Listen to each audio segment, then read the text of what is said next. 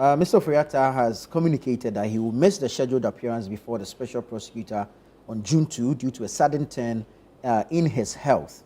That is according to sources close to him. His legal team has formally notified both the OSP and the Human Rights Court, submitting medical documentation detailing his current condition and upcoming surgical procedures.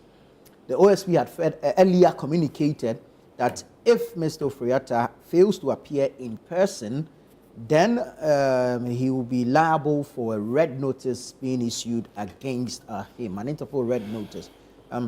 Ibrahim, I'll start with you. Could this, all this going on between the OSP and Mr. Ofori-Atta be done in a different manner to take away all this public spectacle if we're doing, we are really actually doing accountability and not the perceived persecution that it appears to be, as many are complaining of? Yes, once again, a good morning to you, Nana, and our viewers and listeners. I want to answer the question this way. The OSP, per the act that brought it into being in 2017, is an independent body. Right. And given that independence, when we start to question how and the manner in which it goes about it, it somehow dilutes that independence. Right. We want, or not that we want, but we have given the OSP, the Office of the Special Prosecutor, powers to investigate any acts, alleged acts of corruption by public officers, politically exposed persons, and private sector persons who may be involved within the public space. And for the sake of transparency, the OSP may wish, not wish, but would want to demonstrate that there's no fear or favor.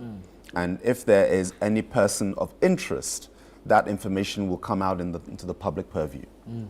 Sometimes it's always good to stand in the position of the other person, and then you get a better understanding of the manner and way in which they are going about their business.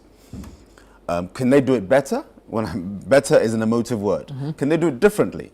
The answer is yes. But then when you, differently how? In terms of what?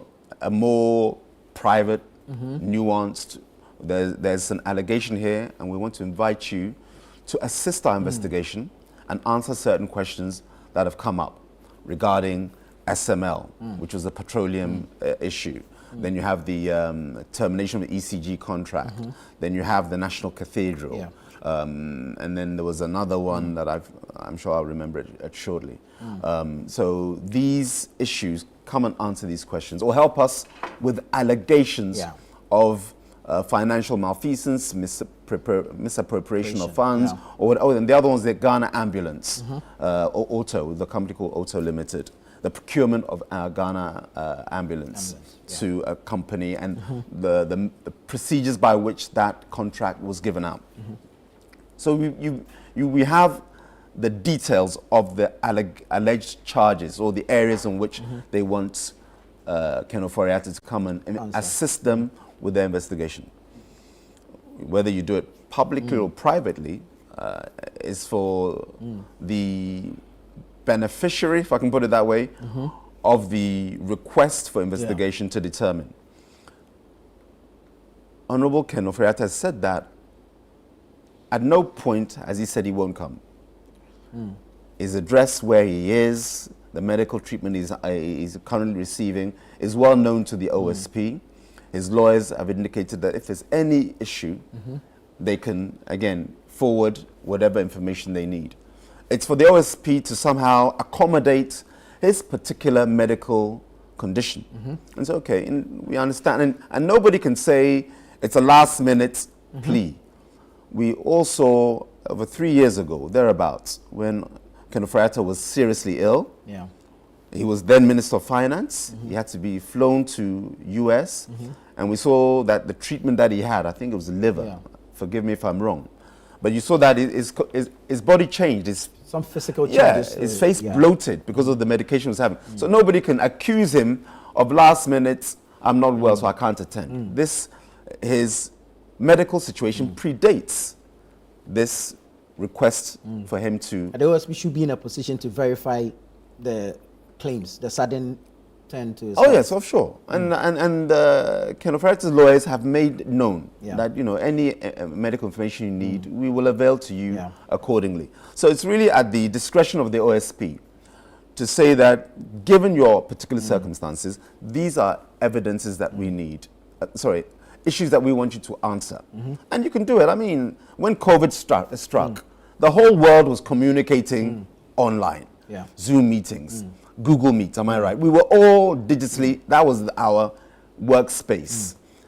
Courts were being done, I'm talking courts, people going to court where necessary, maybe not in this country, but other areas, lawyers, I mean, the whole world was virtual sessions. Virtual sessions, thank you, Nana Tufo.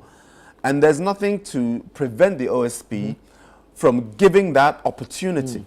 You want a result. At the end of the day, OSP, you've received a petition, or something has come to your attention, in the name and interest of Ghana, you want to resolve those allegations.